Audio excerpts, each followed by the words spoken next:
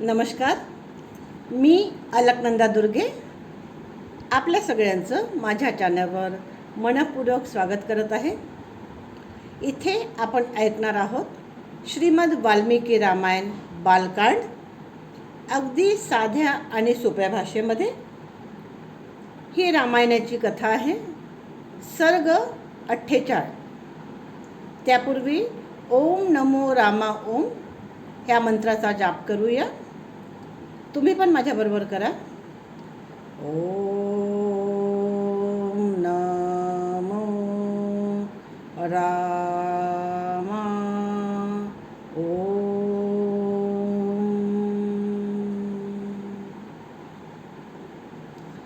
ओम नमो रामा ओम.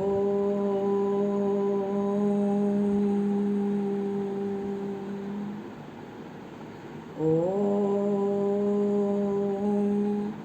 नमो रामा ओम.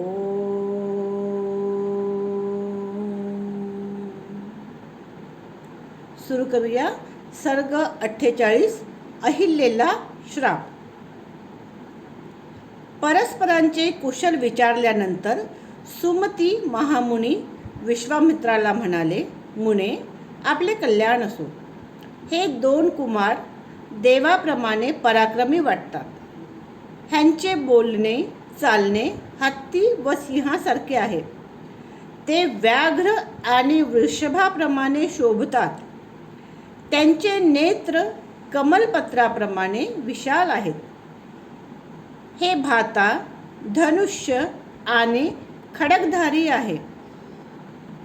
रूपाने ते अश्विनी कुमाराप्रमाणे असून त्यांना यौवन अवस्था प्राप्त होत आहे.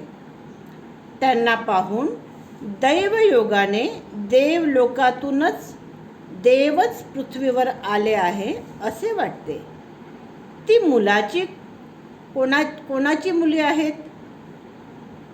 ते येथे पायी कशा करता आले? चंद्र सूर्याप्रमाणे आकाशाला शोभा यावी त्याप्रमाणे ह्या प्रदेशाला यांच्यामुळे शोभा आली. दिसावयास आणि बोलण्या चालण्यात ते एकमेकासारखेच आहेत. उत्कृष्ट आयुधे धारण करणारे हे नरश्रेष्ठ वीर ह्या दुर्गम मार्गाने येथे कशा करता आले आहेत ते सविस्तर ऐकण्याची माझी इच्छा आहे. सुमती राजाचे ते म्हणणे ऐकून विश्वामित्रांनी घडलेली सर्व हकीकत त्यांना सांगितली. सिद्धाश्रमातील निवास व राक्षसांचा वध ह्या संबंधी हकीकत त्यांनी त्याला सांगितली. विश्वामित्रांनी सांगितलेली हकीकत ऐकून सुमती राजाला फार आश्चर्य वाटले.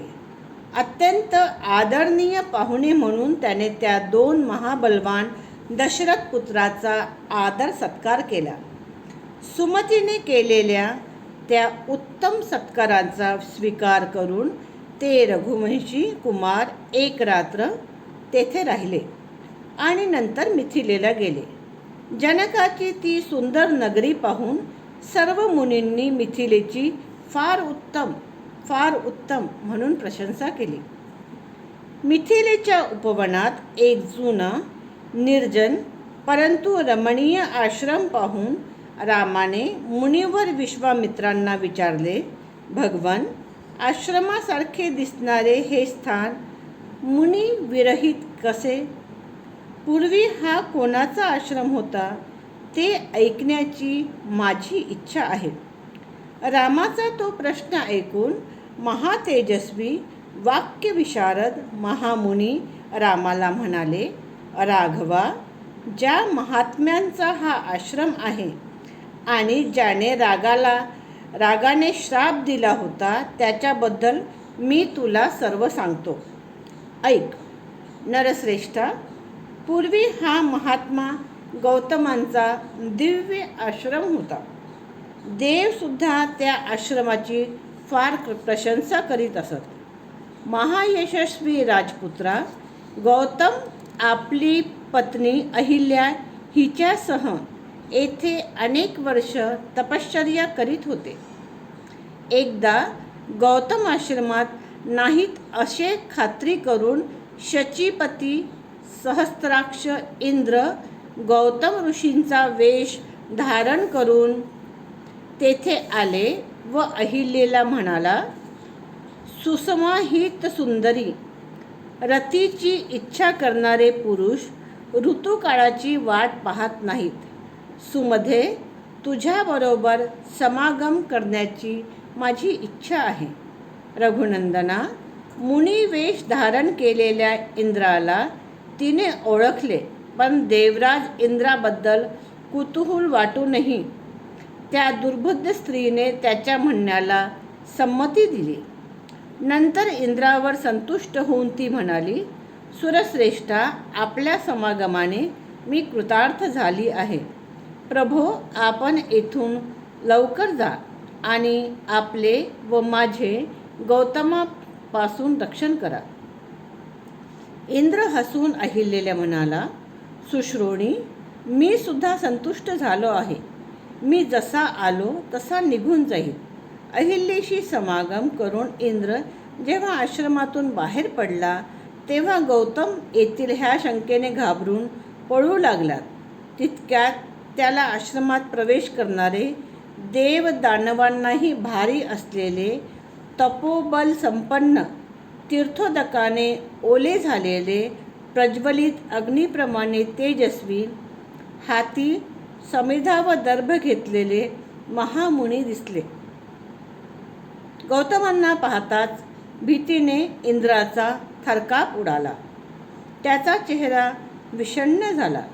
मुनिवेश धारण केलेल्या दुराचारी इंद्राला पाहून सदाचार संपन्न गौतम मुनी क्रोधाने म्हणाले, दुर्मते, माझं रूप धारण करून जे करावयास नको होतो ते तू केले आहेस, म्हणून तू अंडकोश रहित होशील. महात्मा गौतमाने क्रोधाने असे म्हणताच इंद्राचा अंडकोश तक्षणी जमिनीवर पडला.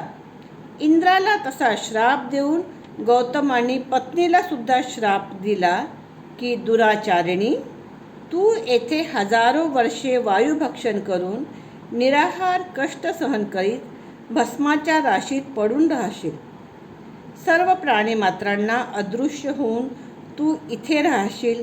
जेव्हा ह्या घोर वनात दशरथ पुत्र दुर्धर्ष राम येतील तेव्हा तू पवित्र होशील.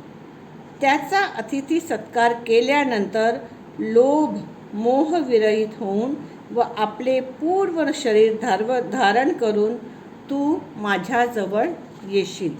इथेच हा सर्ग संपलेला आहे. राम राम, जय श्रीराम, धन्यवाद. पुन्हा भेटूया पुढच्या सर्गामध्ये.